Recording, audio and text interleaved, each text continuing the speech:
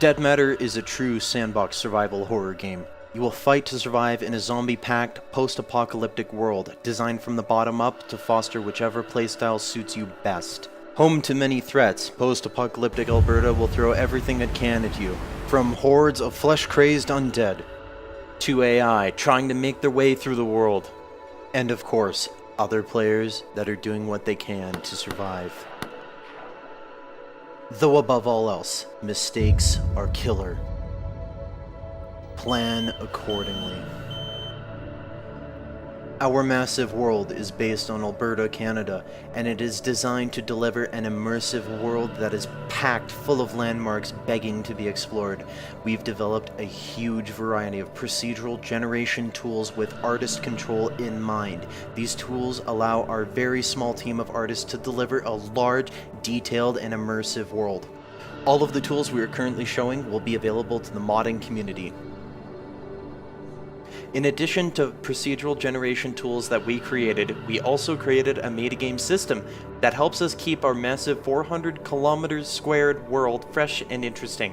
The metagame manages the loot economy, the electricity and water flowing through the map, trees that have been chopped down, potential sources of contamination for resources, as well as the weather, including a season cycle.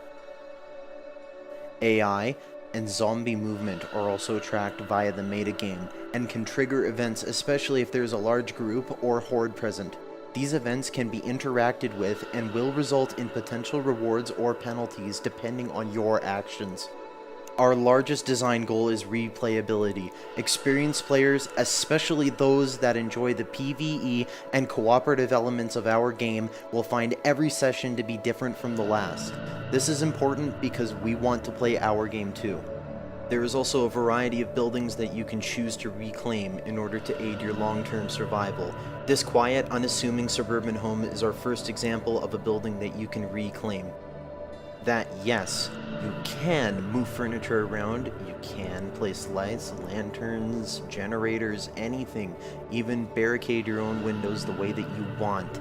It is your house. Though, no matter where you decide to stay, you'll be responsible for getting the power back up, getting some water barrels, as well as maybe setting up some furniture.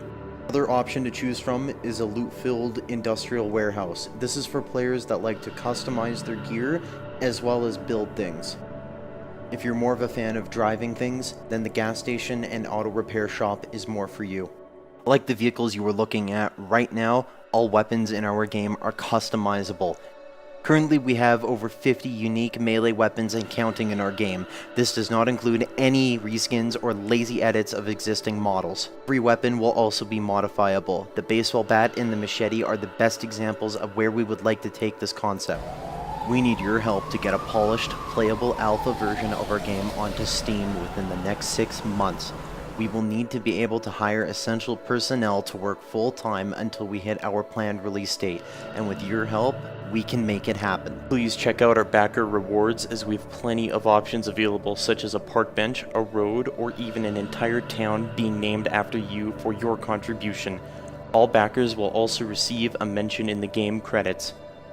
We take your support and voice seriously, so drop any suggestions, ideas, or thoughts you might have on our forums or social media, where we plan to communicate development progress, including vlogs, screenshots, and community QA sessions.